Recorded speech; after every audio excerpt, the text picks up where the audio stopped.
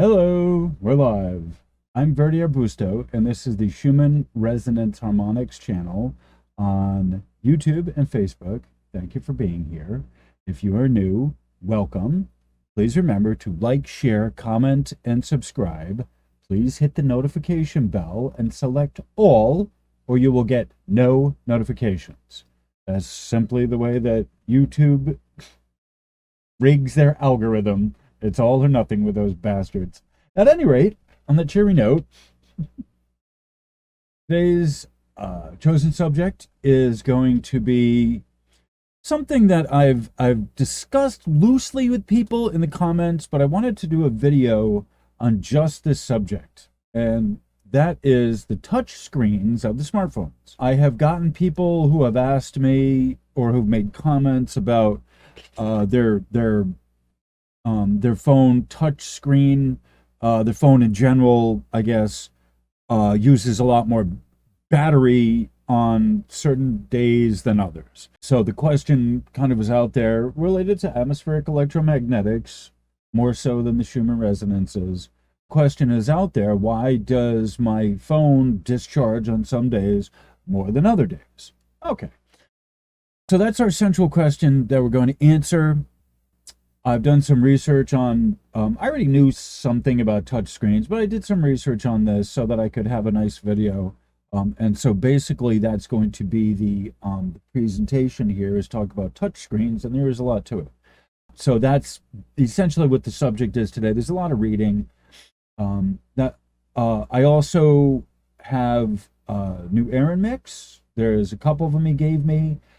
I'm going to be doing, later on, I'm going to be doing a Aronmix marathon birthday bonanza blowout of a bunch of Aronmixes, and I'm going to, soon. I'm working on this. I'm doing the script for it now. So I'm going to have a marathon of a bunch of Aronmixes and maybe do a premiere and then go into some live streams or something. I don't know. I can't plan on doing live streams that long. I've talked about this. The Wi-Fi in the house here, sometimes it cuts out, it drops out. So I don't have a really good, strong signal here a lot of times, and it buffers, and I'm not fond of that. So I've done some things to help it out, but essentially it just boils down to the Wi-Fi in the apartment. It's not mine. It's not under my name. It's not my roommates here. So it's people upstairs. It's theirs, and we're their guest account, so it is what it is.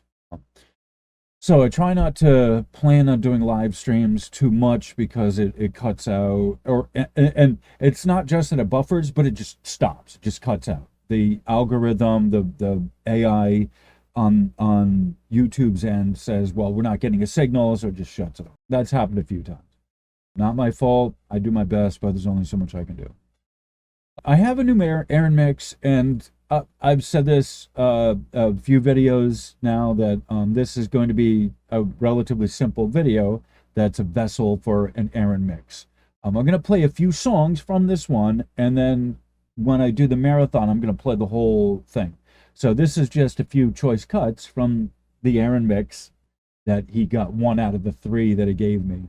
And this is the, I'm pretty sure I put it in the name in the description, but this is the 15th of September 21, and the name is the, quote, Tesla Waiting, unquote, mix. So Aaron's had some personal stuff going on in his life. Aaron, my very good friend, the lighted DJ, who is his own DJ, he can't get any gigs around town, but he has thousands. I told him, you know, so what, you can't get a gig around town, you know? Yeah, it may very well because of the color of your skin. That's fine. But you know what? You have thousands, hundreds of subscribers from me who've heard his stuff, who love his stuff.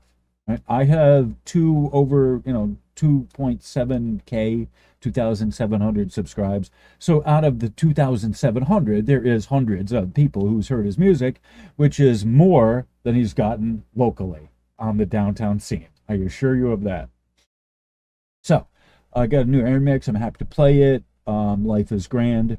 So I think what I'm going to do is I'm going to play some of it, the first little bit, and then I'm going to kind of go into the reading and then go from there, I think. So let's At 6 minutes, time for pause. So let's look into some music here. Let's see what we got.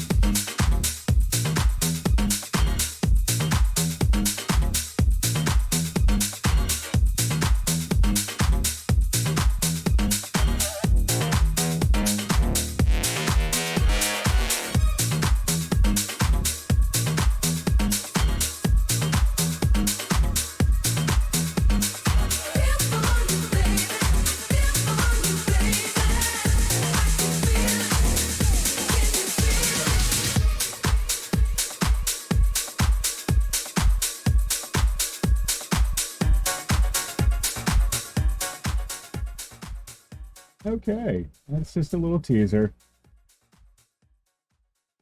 Just a little teaser. This is a good mix. I love you, Aaron. Okay, alrighty. This obviously is my website, you know, in the background because of the burgundy color, lavender, burgundy, pink, whatever.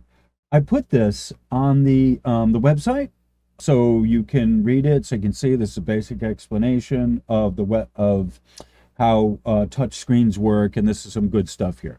Okay, so normally I would read from this, and I pretty much go with the script, and this being the script. This is not one of those times. So everything that's on here, this is good good material. This is actually from the HP.com website. HP.com US, how did touchscreens work? So this is an article that they have on their website, and the link is provided there and somewhere. All right, so I'm not going to be reading this right now. What I'm going to do is I'm going to read something else. Oh, please.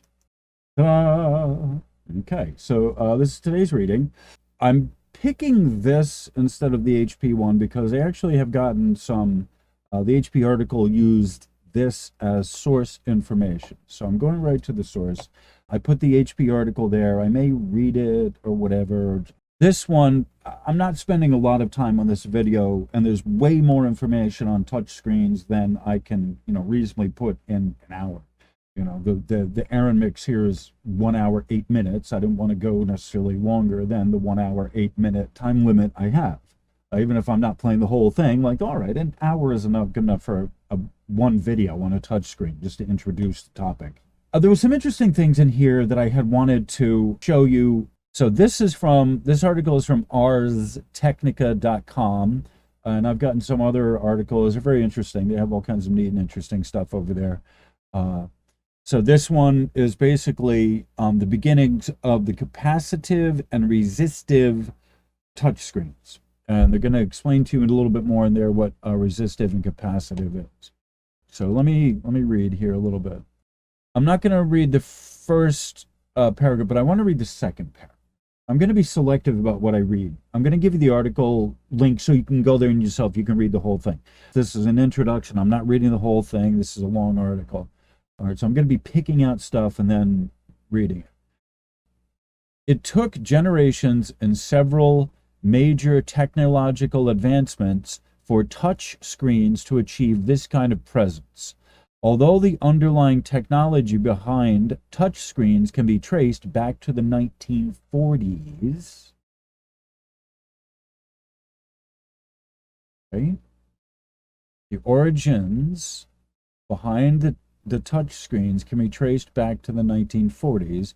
There's plenty of evidence that suggests touch screens weren't feasible until at least 1965. And I was born in 1968.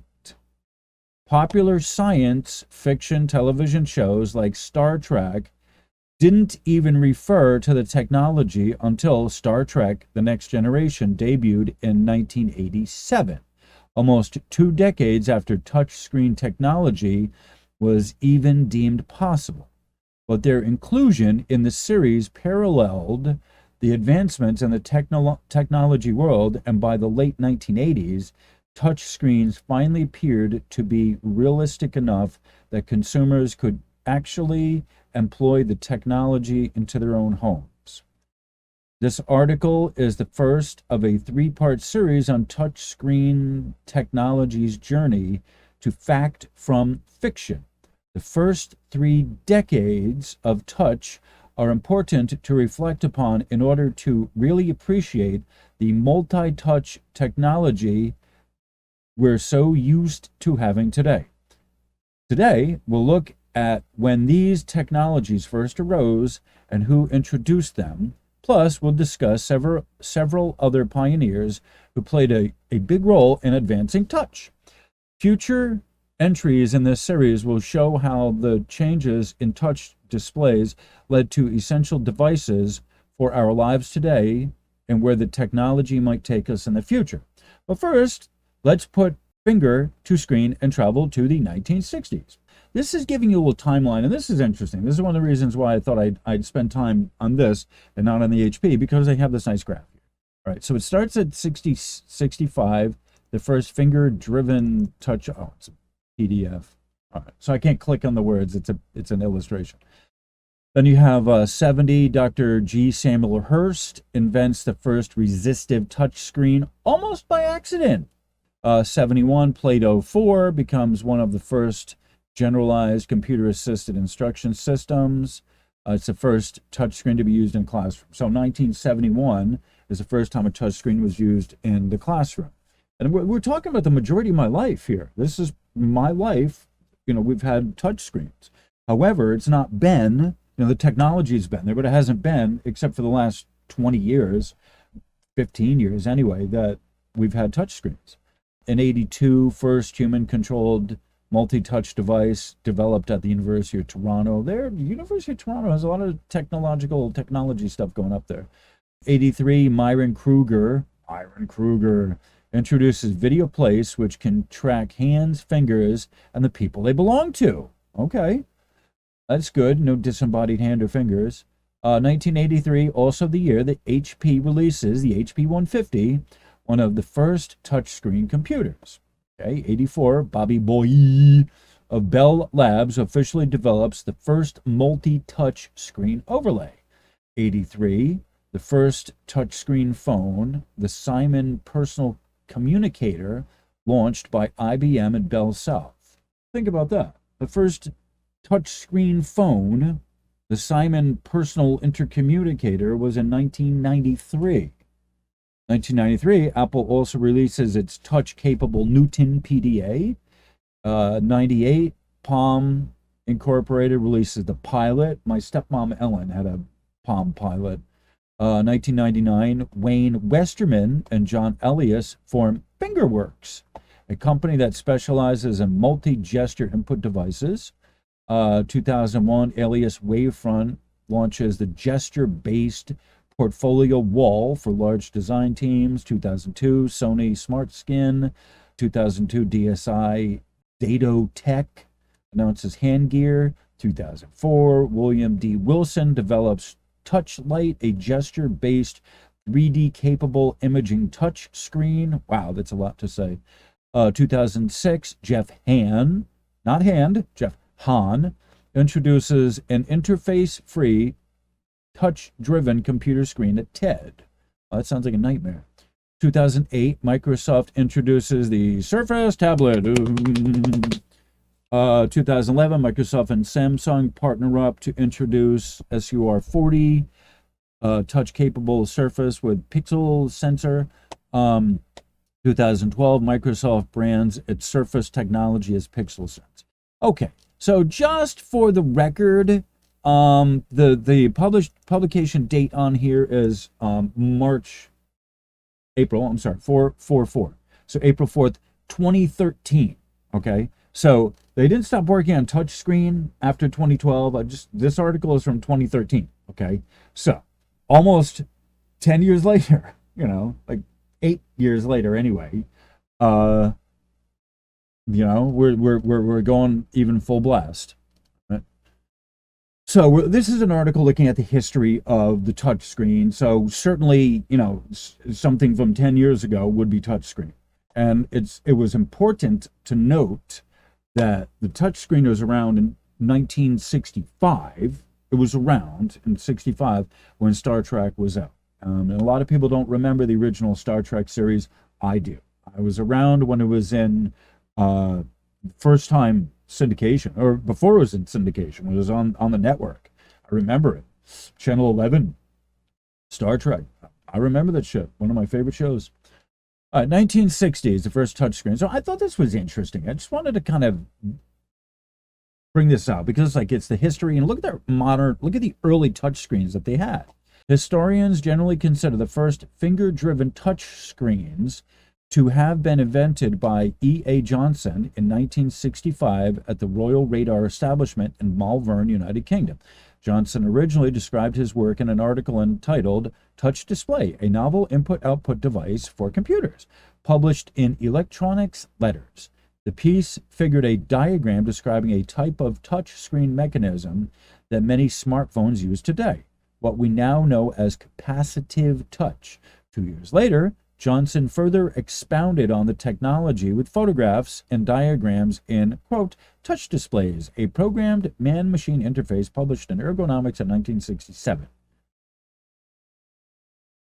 Published a article with photographs and diagrams in 1967, right? So they had this shit in 1967. A capacitive, and I'll read you what it says here, a capacitive touch screen panel uses an insulator like glass that is coated with a transparent conductor such as indium tin oxide. The conductive part is usually a human finger, which makes for a fine electrical conductor. Johnson's initial technology could only process one touch at a time, and what we describe today as multi-touch was still somewhat a ways away. Invention was also binary in its interpretation of touch. The interface registered contact or it didn't register contact. Pressure sensitivity would arrive much later. Even without the extra features, the early touch interface idea had some takers. Johnson's discovery was eventually adopted by air traffic controllers in the UK and remained in use until the late 1990s. 1970, resistive touchscreens are invented. Although capacitive touchscreens were designed first, they were eclipsed in the early years of touch by resistive touchscreens. American inventor Dr. G. Samuel Hurst developed resistive touchscreens almost accidentally. The Berea College magazine for alumni described it like this. To study atomic physics, the research team used an overworked Van de Graaff accelerator that was only available at night. Tedious analysis slowed their research. Sam thought of a way to solve that problem. He, Parks, and Thurman Stewart, another doctoral student, used electrically conductive paper to read a pair of X and Y coordinates. That idea led to the first touch screen for a computer. With this prototype, the students could compute in a few hours what otherwise had taken days to accomplish. Hurst and the research team had been working at the University of Kentucky. The university tried to file a patent on his behalf to protect this accidental invitation from duplication, but its scientific origins made it seem like it wasn't that applicable outside the laboratory. Hurst, however, had other ideas. I thought it might be useful for other things, he said in the article. In 1970, after he returned to work at the Oak Ridge National Laboratory, ORLN, Hurst, after an hours-long experiment in his basement, Hurst and 9 friends from various other areas of expertise set out to refine what had been accidentally invented. The group called its fledgling venture Electromagnetics, and the team discovered that a touch screen on a computer monitor made for an excellent method of interaction. All the screen needed was a conductive cover sheet to make contact with the sheet that contained the X and the Y axis. Pressure on the cover sheet allowed voltage to flow between the X wires and the Y wires, which could be measured to indicate coordinates. This discovery helped found what we today refer to as resistive touch technology, because it responds purely to pressure rather than electrical conductivity, working with both a stylus and a finger.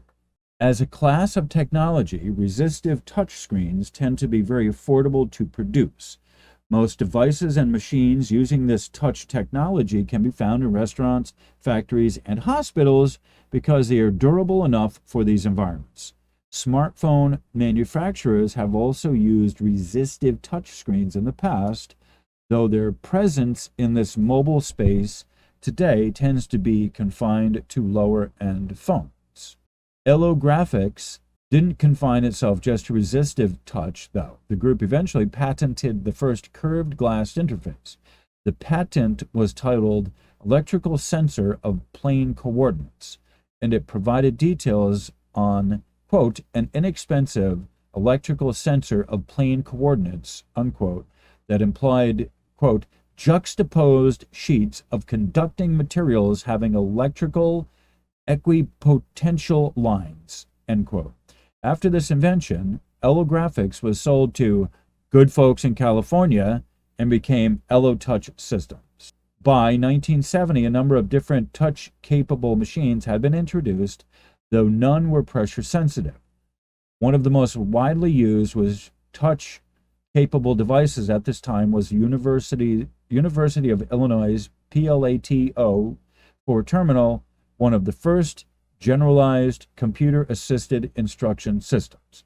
The Plato 4 eschewed capacitive or resistive touch in favor of an infrared system. We'll explain shortly. Plato 4 was the first touch screen computer to be used in a classroom that allowed students to touch the screen to answer questions. All right, let's figure out what we're doing, and let's play some music, I think. Music? I think we do. All right.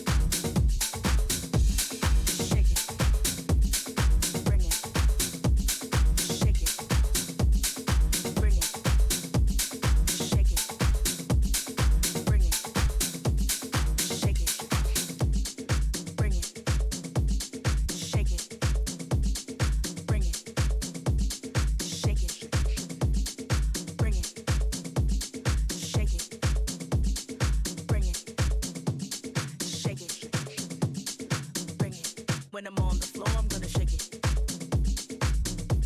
When I'm on the floor, I'm gonna shake it. When I'm on the floor, I'm gonna shake it. When I'm on the floor, I'm gonna shake it. When I'm on the floor and they ask for more, best believe I'm sure to bring it. From the break of dawn to the early morn, on and on, it goes on and on. And when I'm on the floor and they ask for more, best believe I'm sure to bring it. From the break of dawn to the early morn, on and on, it goes on and on. And when I'm on the floor and they ask for more, best believe I'm sure to bring it.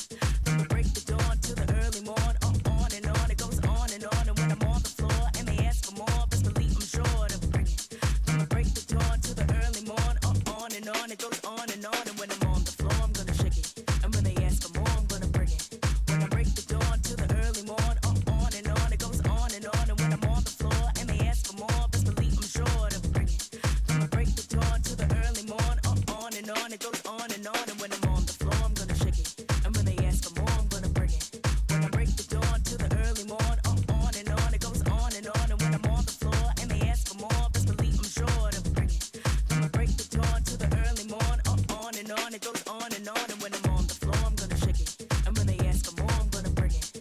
When I break the dawn to the early morn, on and on, it goes on and on. And when I'm on the floor and they ask for more, best believe I'm sure to bring it.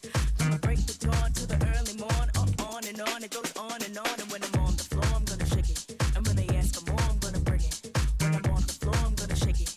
And when they ask for more, I'm gonna bring it. When I'm on the floor, I'm gonna shake it. And when they ask for more, I'm gonna bring it. When I'm on the floor, I'm gonna shake it. And when they ask for more, I'm gonna bring it. Bring it, bring it, bring it, bring it, bring it, shake it. Bring it, shake it. Bring it, shake it. Bring it, shake it. Bring it.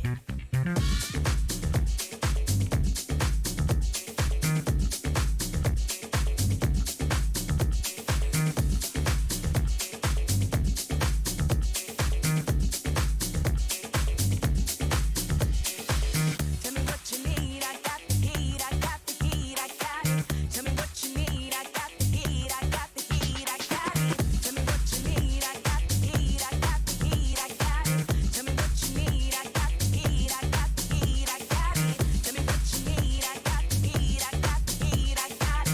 Tell me what you need, I got the heat, I got the heat, I got it.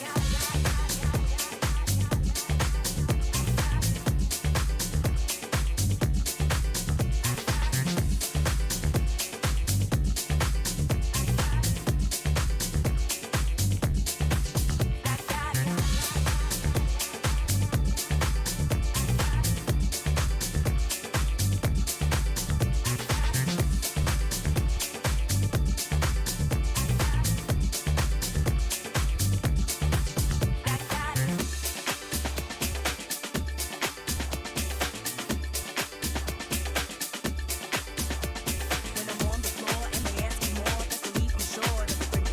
From the break the dawn to the early morn, on and on, it goes on and on. And when I'm on the floor and they ask for more, best believe I'm sure to bring it.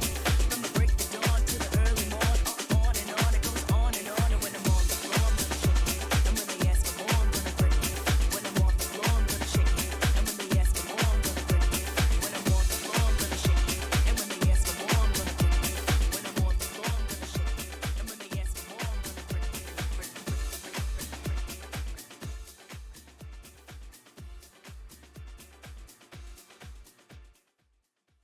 Welcome back.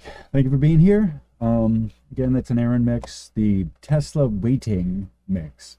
And by the way, he finally got his Tesla. Okay, it looks beautiful. It's black. He says it's like, it's not driving, like he's used to it. I said, dude, it's piloting. They call it a pilot for a reason. You had to think about it, and he's like not wrapping his head. I'm like, yeah, you're a pilot, man. There's a screen. There's nothing analog. It's all, yeah. No, Teslas they're more flying than driving. And I'm not like a fan of Tesla per se. I just thought like his car is pretty nice looking, pretty slick looking. It's definitely him. Where am I? All right, so back to the material here. This is we're talking about, what are we talking about? Touch screens. This is basically the history of touch screens, is how they work. want to do a fun little article about touchscreens, but also make it practical so you can so it can help you to figure out how to get more life out of your battery. So we're doing a quick survey on the history of touchscreens up to 2012, I guess, or 2013. 1980s, the decade of touch, and they give you a nice little diagram here.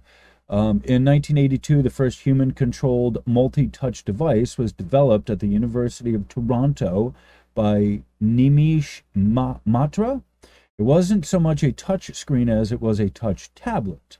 The Input research group at the university figured that a frosted glass panel with a camera behind it could detect action as it recognized the different black spots showing up on the screen.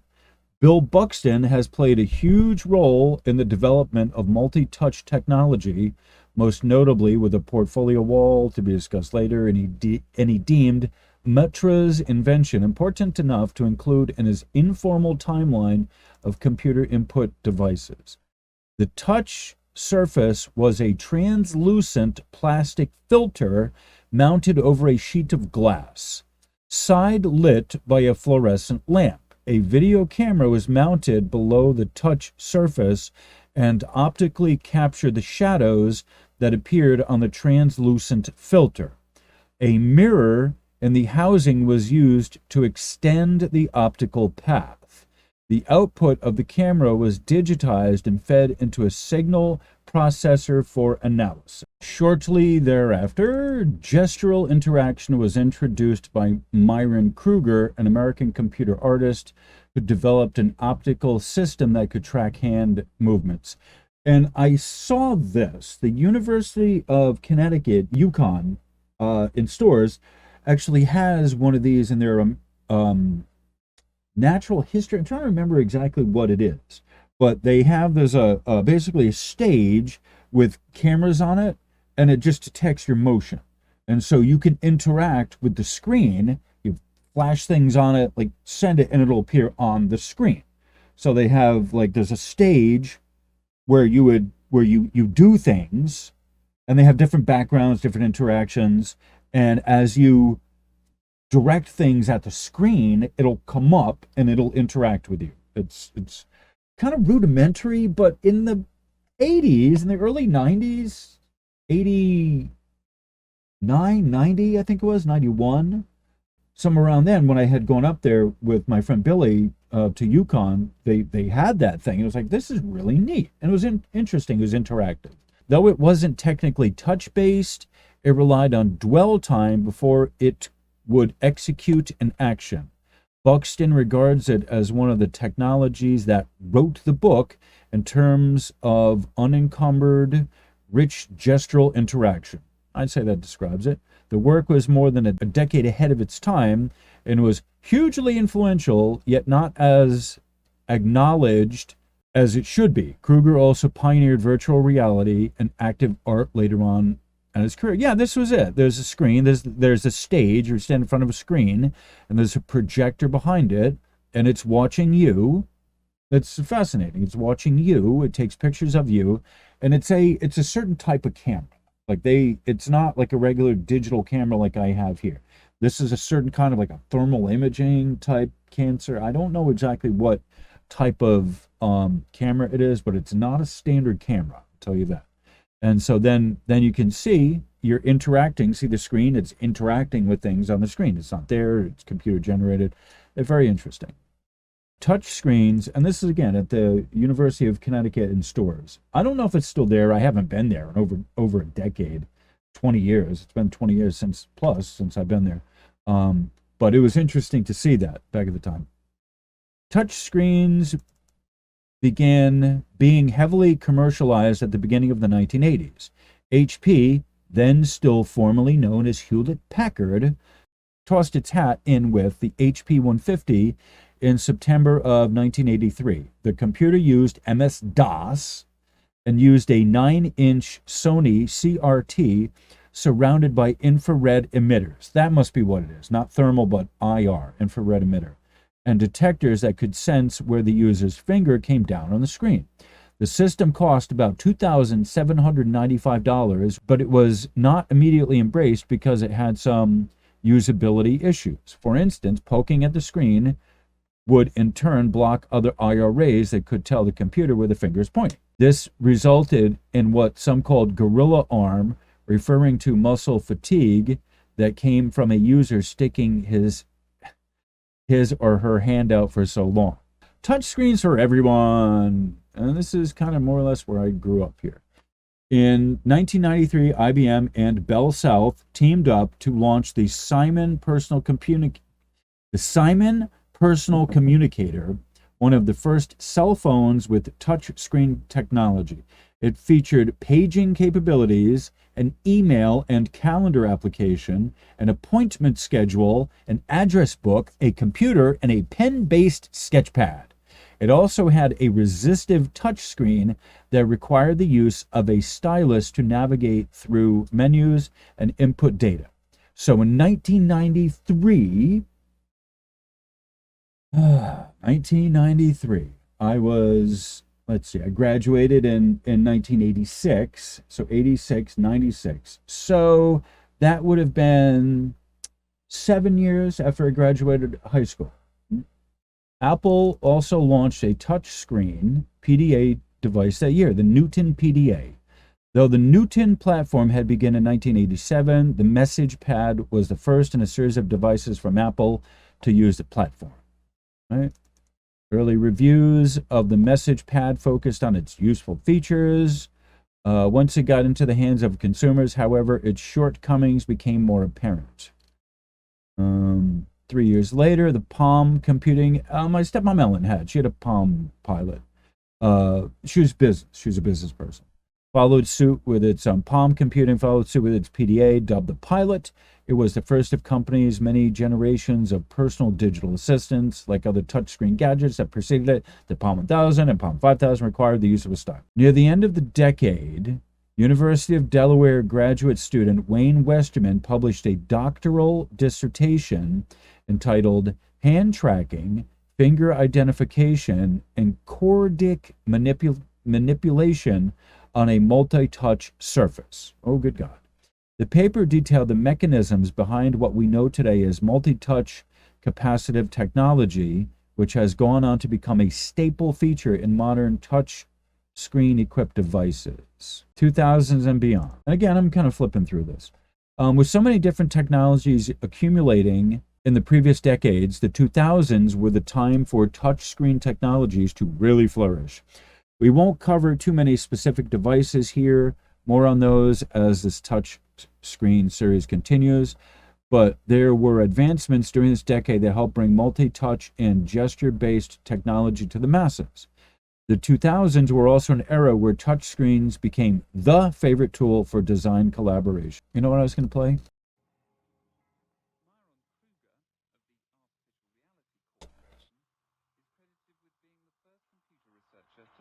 Into the virtual world. His video place has become a meeting point for reality hackers. Imagine becoming your own shadow and being able to interact with other people's shadows in a simulated space, to touch them and to be touched.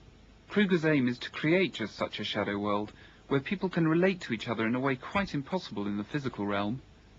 It was as if evolution had prepared us for seeing ourselves on television screens combined with computer images. But also, one of the main attractions is the juxtaposition of large and small, so that the two people will now interact and to some extent discover what the possibilities are, what is suggested emotionally by scale. And this is part of the general video place concept of people getting together in the artificial reality. In other words, what's happening now between the two people is that we're now interacting in a way that humans have never could. Okay, yeah, that was it. Definitely. That was it, yeah. It was pretty amazing technology at the time. Now you look at it like, we could have spent days doing that.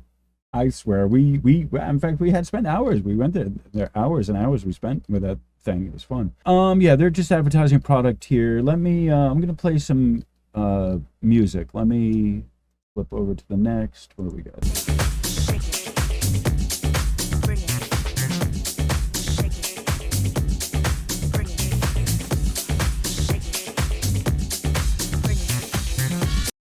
okay. I think I got a good mix. Like I said, I'm not playing the whole Aronmix. Some of it I'm not. But when we play it for real on the marathon, you'll love it. I will love it. You'll love it. I'll be plenty medicated. It'll all be good. All right. So on that cheery note, let's hear some of the mix.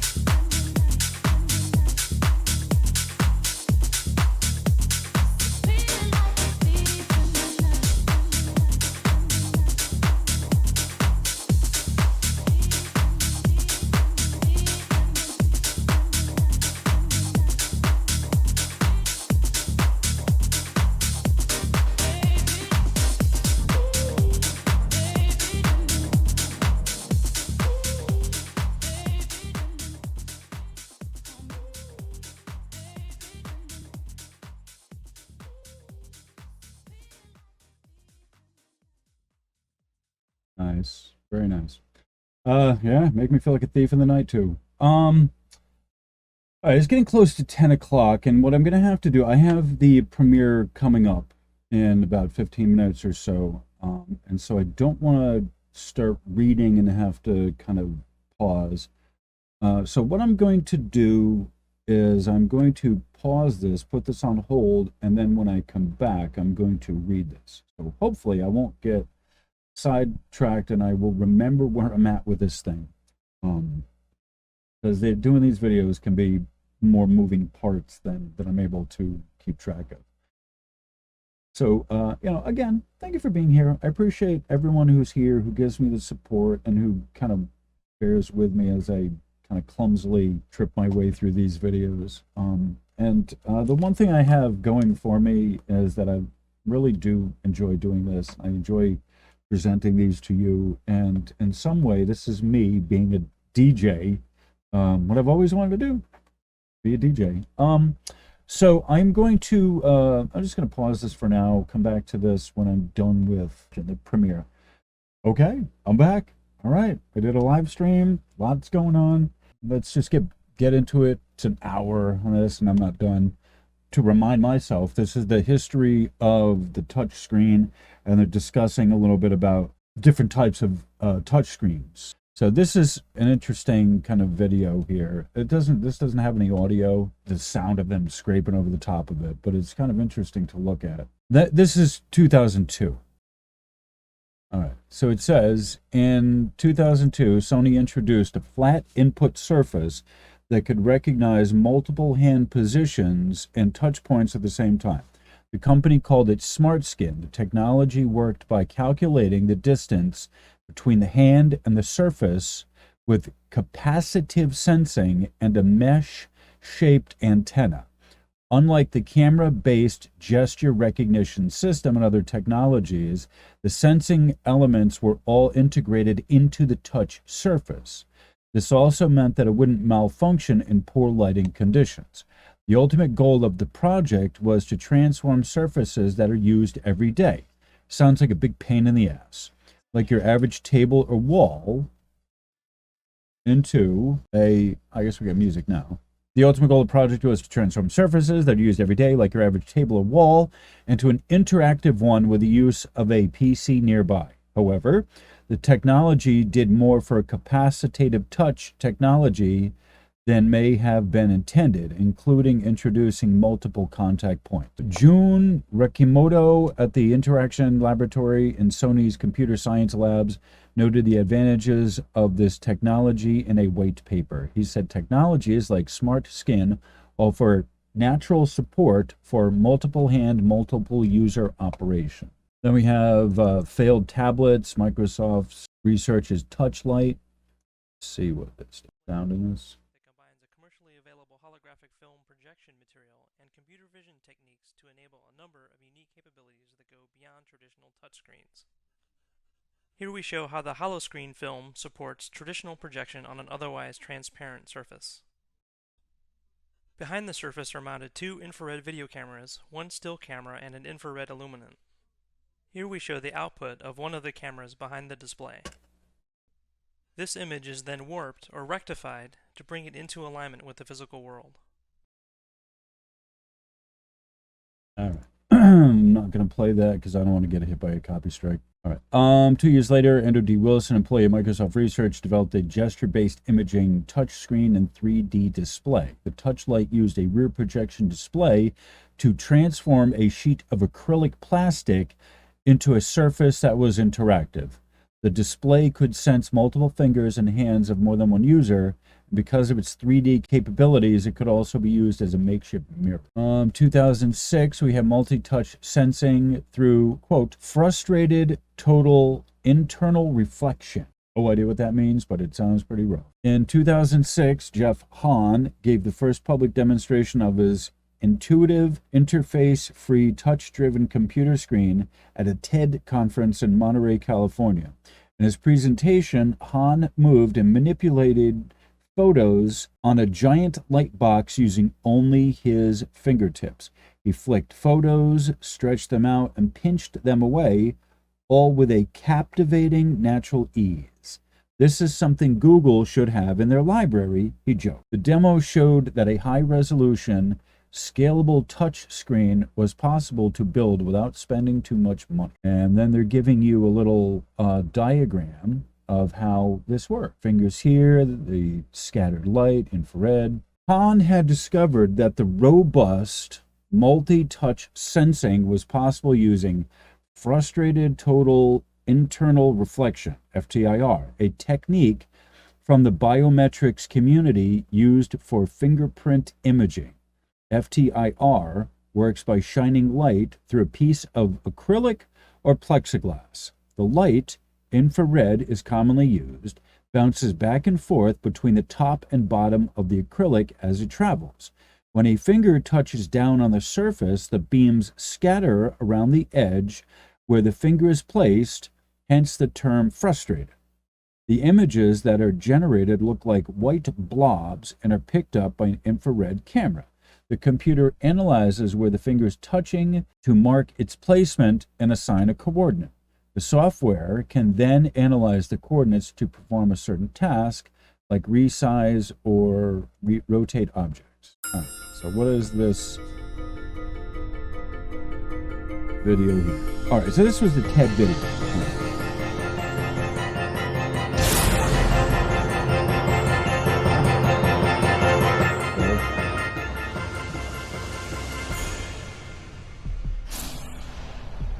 Ah, nice, good. Yeah, ads, just what I want. I went through all the trouble of no ads on my YouTube channel. Stuff that's just ready to come out of the lab, literally, and I'm really glad that you guys are going to be amongst the first to be able to see it in person, because I really think this is going to really change the way we interact with machines from this point on. Now, this is a rear projected drafting table. It's about 36 inches wide, and it's equipped with a multi-touch sensor. Now, normal touch sensors that you see, like on your kiosk or interactive whiteboards, can only register kind of one point of contact at a time. This thing allows you to have multiple points at the same time. I can use both my hands, I can use coordinating options, I can just go right up and use all 10 fingers if I wanted to. Go like that. Now, multi-touch sensing isn't completely new. I mean, people like Bill Buxton have been playing around with it in the 80s. However, the approach I developed here is actually high resolution, low cost, and probably most importantly, very scalable. So the technology, isn't the most exciting thing here right now, other than probably its newfound accessibility. What's really interesting here is kind of what you can do with it and the kind of interfaces you can build on top of it. For instance, we have a lava lamp application here. Now you can see I can use both of my hands to kind of squeeze together and put blobs together. I can inject heat into the system here, or I can pull it apart with two of my fingers. It's completely intuitive. There's no instruction manual. The interface just kind of disappears. It started out as kind of a screensaver app that one of the PhD students in our lab, Ilya Rosenberg, made. Okay, so I'm just going to show that. I just want to show the really quick, interesting thing. I don't want to get hit by a copyright claim with the video, me playing all the video. After the TED Talk became a YouTube hit, Han went on to launch a startup called Perceptive Pixel. A year following the talk, he told Wired that his multi-touch product did not have a name yet. And though he had some interested clients, Han said they were all really high-end clients, mostly defense. All right, so he's selling to the military. Last year, Han sold his company to Microsoft in an effort to make the technology more mainstream and affordable to customers. Our company has been about productivity use cases, Han told All Things D. That's why we have always focused on these larger displays. Office is what people think of when they think of productivity. So this one here is a Microsoft Surface, which was a big hit, but it sold whatever. And then that's Bill Gates. I'm not going to have a discussion with him. I'm not letting him talk. All right, so this is Microsoft Surface, and what it allows us to do is to bring an ordinary tabletop to life. As you can see, I can reach out and just physically touch digital content with my hands. Something that is completely revolutionary in that it's a great advancement in natural user interface. Today it's a 30-inch diagonal display, but in the future it could take many different form factors. It could go vertical, it could go bigger. Rather than refer to it as a graphical user interface, Microsoft denoted the Surface's interface as a natural user interface, or NUI.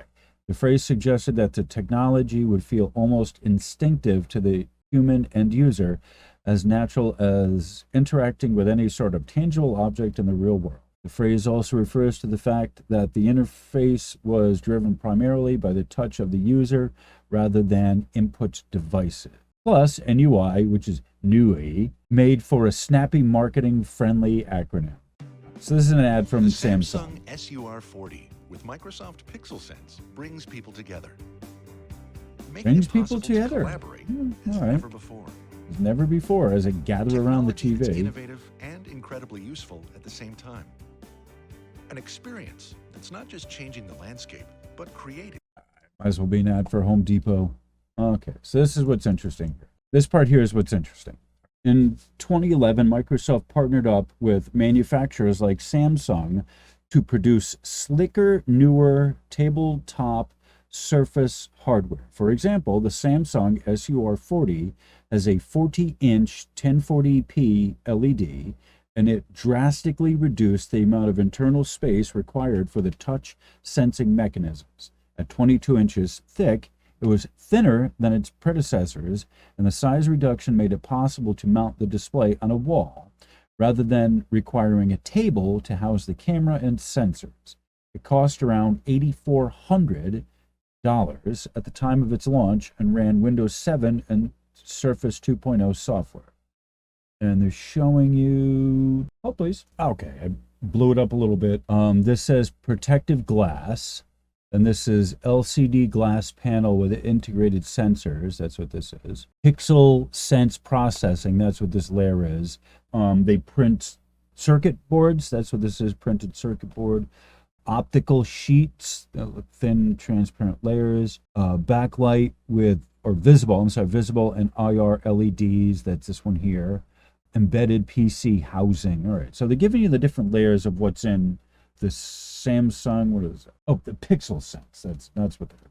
Okay, upward. Last year the company rebranded the technology as Pixel Sense once Microsoft introduced its unrelated Surface tablet to customers. The name Pixel Sense refers to the way the technology actually works. A touch-sensitive protection glass is placed on top of an infrared backlight. As it hits the glass, the light is reflected back to integrated sensors, which convert that light into an electrical signal. That signal is referred to as a value. Those values create a picture of what's on the display. The picture is then analyzed using image processing techniques, and that output is sent to the computer it's connected to. Pixel Sense features 4 main components that make up its technology. It doesn't require a mouse and a keyboard to work. More than one user can interact with it at one time. It can recognize certain objects placed on the glass, and it features multiple contact points. The name Pixel Sense could also be attributed to that last bit especially. Each pixel can actually sense whether or not there was touch contact. Although it would make an awesome living room addition, Microsoft continues to market the Surface hardware as a business tool rather than a consumer product. Touch today and tomorrow. It can't be understated, each of these technologies had a monumental impact on the gadgets we use today. Everything from our smartphones to laptop trackpads, and Wacom tablets, oh, I miss my Wacom tablet, can be somehow connected to the many inventions, discoveries, and patents in the history of touch screen technology. Android and iOS users should thank to E.A. Johnson for capacitive touch-capable smartphones, while restaurants may send their regards to Dr. G. Samuel Hurst for the resistive touchscreen on their point-of-sale POS system. In the next part of our series, we'll dive deeper on the devices of today. Just how was the work of FingerWorks impacted those iDevices anyway? But history did not end with 2011 either. We'll also discuss how some of the current major players like Apple and Samsung continue contributing to the evolution of touch screen gadgets. Don't scroll that finger, stay tuned. So that's the end of this article. There's Captain Tommy. Hi, Captain Tommy. All right, so with that, I think now is a good time to play some music, I think. Okay, we got some music. I'm going to play a little music and then trying to figure out what I'm going to do. It's a good time for break. I'm at an hour and 15 minutes right now, so let's play a little bit of music, and then I'll figure out from there if I'm going to do some more or just close for the night. Mr. DJ, please take us.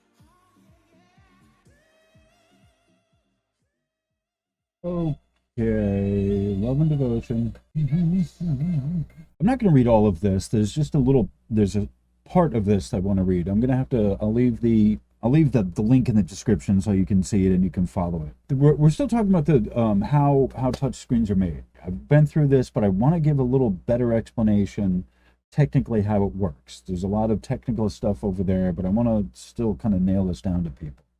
All right. Resistive touch screens. Resistive touch screens were the first major way touch screens were made. Most earlier mainstream touchscreen devices used resistive touchscreens, and chances are, if you have a single touch screen, it still does. Resistive touchscreens are made in 3 layers. The bottom layer is a piece of glass with a grid of conductive film. Then there is a very thin gap of air. The top is plastic film that also has a clear grid of conductive material. Wires leading from the glass layer run to a microcontroller which can interpret interaction with the screen and feed that information to the device itself. How it works. When you touch the screen, you're pressing the plastic film into the glass. The conductive grids on each surface meet and complete a circuit. Different positions on the grid produce different voltages. These voltages are then passed to the screen's controller, which uses the voltage to interpret the position on the screen that was touched and pass that along to the device. Downsides. Resistive touch screens are analog. They rely on measuring changes in voltage. These screens also require moving part. The physical position of the conductive layers matters, and they can drift over time, resulting in inaccuracies and recalibration. Resistive screens tend to be less responsive and less durable because of their construction too. Capacitive technologies. Capacitive technologies are the answer to their resistive predecessors. These are the current front runners in the touch screen world. With capacitive touch screen come multi-touch screens. Capacitive touch screens have a few other names in case you encounter them. People also call them projected capacitance, ProCap, and PCap screens. Capacitive touch screens have similar parts to resistive screens, but they have a few key differences. They have a thin glass base with a conductive grid. In the middle, there is an ultra-thin layer of non-conductive material, usually glass. Then, on the outside is another rigid conductive layer with a grid of capacitors. Of course, there are also wires running off of the base with a controller that connects to the device. How it works. Capacitive touchscreens work like capacitors. They store a charge. That charge is minimal, though. When your finger comes into contact with the top conductive layer, it completes a circuit, and the charge discharges into your finger. That same connection allows to the charge to arc into the bottom layer and be measured there too. I think there's a little error in translation. The controller can use the conductors and their positioning as well as the magnitude of the electrical activity to measure your interaction with the screen. Because these touch screens can measure the activity of each capacitor separately, they can interpret multiple touches at the same time. All right, so we're talking about the controller can use conductors and their positioning as well as the magnitude of electrical activity to measure your interaction with the screen. So right there, it's telling you the electrical activity of your body is what's using the electricity. It's measuring the electrical activity, measuring the interaction with the screen. So the electrical activity in your galvanometric in your skin is what, capacitor holds a charge. So your skin holds a charge. So that's what they're talking about. The electrical activity, the magnitude of electrical activity to measure your interaction with the screen. So the capacitive screen measures your electrical conductivity and evaluates what to do likewise or accordingly. Downsides. Capacitive touchscreens have much more minimal drawbacks, but they're still there. First off, they can be influenced by electromagnetic interference. See that? They can be, first off, they can be influenced by electromagnetic interference. So, when I suggest to you to always keep your screen clean and the oils off of the screen, that's what that's telling you. It can be influenced by electromagnetic interference. Your oils on your fingers conduct a charge. The sweat, the oil in your fingers, when it's on the screen, acts as a wire, a connecting point between two places. If there is a strong enough electromagnetic, listen to this. If there is a strong enough electromagnetic field generated by another electronic device, or even a component of the same device, the screen may read erroneous input. So your screen, the touch screen on your phone or your device, controls everything. So when it says the screen may read erroneous input, that means your screen is subject to anything entering into the information. Everything and anything is up for play. When you have a dirty screen and you are being affected by an external electromagnetic force, radiation, light, we went through that, light affects it, IR, a strong electrical circuit around you, all of that. So when your battery gets worn down, that's because your phone is always working. It's always registering and recognizing a symbol on that touch screen. Because these screens read all of their capacitors individually, they can receive too much input. Got that? Again, because these screens read all of their capacitors individually, the millions of capacitors that are there, they can receive too much input. When your face or palm hits your phone screen, it gets slammed with a load of input data. That phone then has to determine whether it should try to act on it all or discard it. That requires additional system resources. Closing. Touchscreens are convenient and they're a part of just about everyone's daily life. Though they might seem like magic, there are some fairly basic electronic principles at play. And I think I may kind of end with that on that cheery note. Touchscreens are convenient and they're part of just about everyone's daily lives. Though they may seem like magic, there are some fairly basic electronic principles at play. Don't say. All right, let's see what we got here. All right, I want to give you devotion too. All right, so I'm going to play maybe 10 more minutes of this. I don't know, 8-10 minutes, whatever. People like the music. I like the music. Everyone likes the music. Aaron's a freaking amazing DJ. Now, as I said before, this particular video, as well as the one I just did before it, is a vehicle for the Aronmix. So I'm going to end on an outro, maybe 10 minutes, maybe whatever, wherever there's a good stopping. So on a cheery note.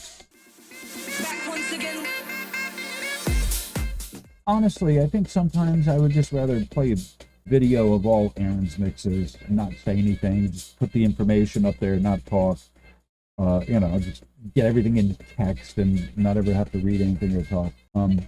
Anyway, but I'm not doing that. Let's hear some music instead of me.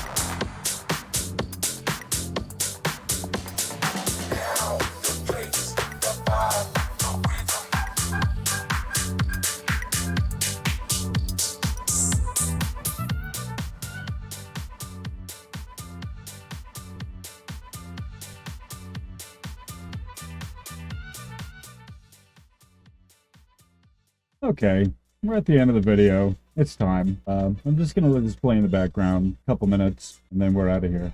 Thank you all for being here, especially Jacqueline, Pamela, Bradley, Arizona Raven, and there's a number of others who are here. Thank you all for being here. Birthday's coming up, and hopefully I'm going to be traveling out west to see some good friends.